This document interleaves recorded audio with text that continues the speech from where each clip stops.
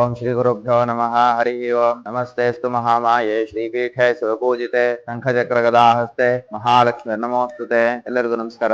ಇದು ಮಹಾಲಕ್ಷ್ಮಿ ದೇವಸ್ಥಾನ ತಮ್ಲೂರು ವಿಲೇಜ್ ಅಲ್ಲಿ ಬರ್ತದೆ. ಹಿಂದೆ ಈ ಒಂದು ದೇವರನ್ನ ಮೂಲ ವಿಗ್ರಹವನ್ನ ಕರ್ದಮ್ಮ ದೇವಿ ಅಂತ ಹೇಳಿ ಪೂಜೆಯನ್ನ ಮಾಡ್ತಾ ಇದ್ರು. ಆವಾಗ ಈ ಒಂದು ಪ್ರದೇಶ ಅನ್ನುವಂಥದ್ದು ತುಂಬಾ ಅರಣ್ಯ ಪ್ರದೇಶ ಆದ್ರಿಂದ ಗರ್ದಮ್ಮ ದೇವಿ ಅಂತ ಹೇಳಿ ಆಚರಣೆಯನ್ನ ಮಾಡ್ತಿದ್ರು. ಹಾಗೇನೆ 1932ರಲ್ಲಿ ಲಕ್ಷ್ಮಿಯ ವಿಗ್ರಹವನ್ನ ಸ್ಥಾಪನೆ ಮಾಡಿದ್ರಿಂದ ಮಹಾಲಕ್ಷ್ಮಿ ದೇವಸ್ಥಾನ ಅಂತ ಹೇಳಿ ಪೂಜೆಯನ್ನ ಮಾಡ್ತಾ ಇದ್ದಾರೆ.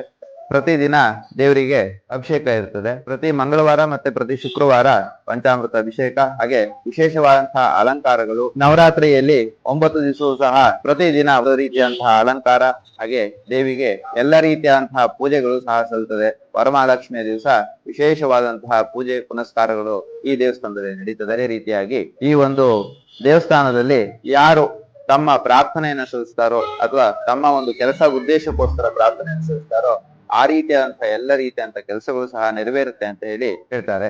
ಅದೇ ರೀತಿಯಾಗಿ ಈ ಒಂದು ದೇವಸ್ಥಾನದಲ್ಲಿ ಯಾರು ತಮ್ಮ ಹರಕೆಯನ್ನ, ಅಂದ್ರೆ ಆರೋಗ್ಯ ಸಮಸ್ಯೆ ಇರ್ಬೋದು, ಆರ್ಥಿಕ ಸಮಸ್ಯೆ ಇರ್ಬೋದು, ಅಥವಾ ಮದುವೆ ಸಂಬಂಧಪಟ್ಟಂತಹ ಸಮಸ್ಯೆಗಳಿದ್ದಾಗ ಈ ದೇವಸ್ಥಾನದಲ್ಲಿ ಪ್ರಾರ್ಥನೆಯನ್ನ ಸಲ್ಲಿಸೋದ್ರಿಂದ ಅಥವಾ ಹರಕೆಯನ್ನ ಕಟ್ಕೊಳ್ಳೋದ್ರಿಂದ ಆದಷ್ಟು ಶೀಘ್ರವಾಗಿ ಆ ರೀತಿಯಾದಂತಹ ಸಮಸ್ಯೆಗಳಿಂದ ಮುಕ್ತಿ ಪಡಿಬಹುದು ಅಂತ ಹೇಳಿ ಆದಷ್ಟು ಎಲ್ಲ ಬಂದಿರುವಂತಹ ಭಕ್ತಾದಿಗಳು ಹೇಳುವಂತದ್ದು.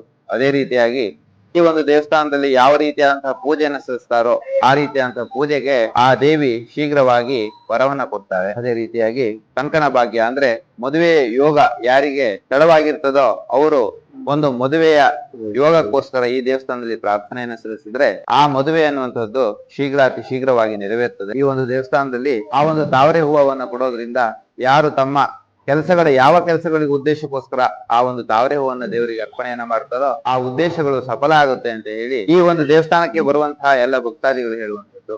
ಅದೇ ರೀತಿಯಾಗಿ ಈ ಒಂದು ದೇವಸ್ಥಾನದಲ್ಲಿ ಯಾವುದಾದ್ರೂ ಒಂದು ಹರಕೆಯನ್ನ ಅವರು ಸಲ್ಲಿಸ್ತಾರೋ ಆ ರೀತಿಯಂತಹ ಹರಕೆಗಳು ಸಹ ಶೀಘ್ರವಾಗಿ ನೆರವೇರುತ್ತೆ ಅಂತ ಹೇಳಿ ಹೇಳ್ತಾರೆ. ಬರುವಂತಹ ಎಲ್ಲ ಭಕ್ತಾದಿಗಳಿಗೂ ಸಹ ಆ ದೇವಿಯ ಕೃಪೆಯಿಂದ ಶುಭ ಉಂಟಾಗಲಿ. ಅವರು ಯಾವ ಕೆಲಸದ ಉದ್ದೇಶಕ್ಕೋಸ್ಕರ ಬರ್ತಾರೋ ಆ ಕೆಲಸಗಳು ಸಫಲವಾಗಲಿ. ಸರ್ವೇ ಜನ ಸುಖಿನೋ ಭವಂತು. ನಮಸ್ತೆ.